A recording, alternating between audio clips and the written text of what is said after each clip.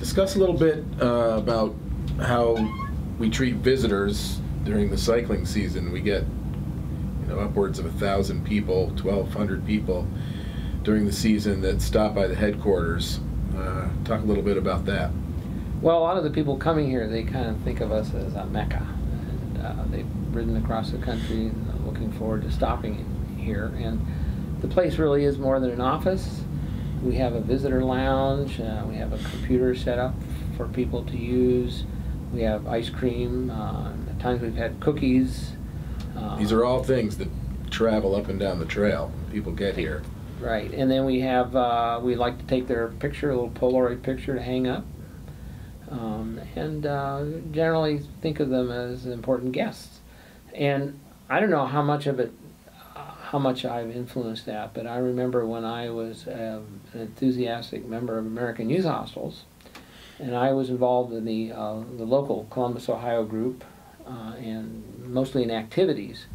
And finally I was on my way to Europe to go on a hosteling trip, and I was going to leave from New York City. I bused to New York City, and I had a chance to go to the national headquarters of American Youth Hostels. And I was pretty excited about this because American Youth Hostel had become very important to me.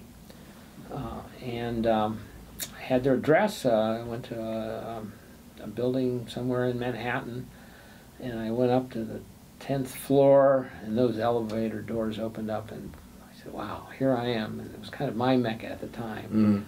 And the elevator door opens, and there's this little room with a counter with a young woman behind it and a couple of posters up.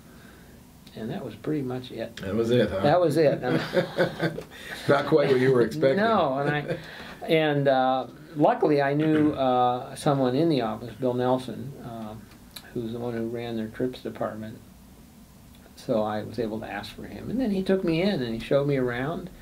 And I realized then how important it was to treat visitors that way, to really show them the operation and make them feel welcome.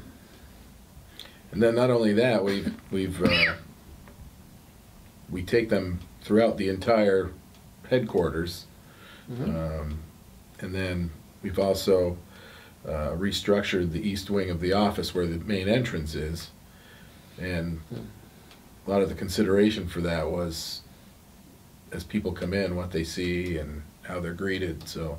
And one notable thing we have are we have bicycles hanging up, bicycles that have some, they're very old bicycles or bikes that have some connection, strong connection with bicycle touring in the organization. We have, for example, the first bike to go across the Trans-American Trail, ridden by Jim and Linda Richardson in 1974.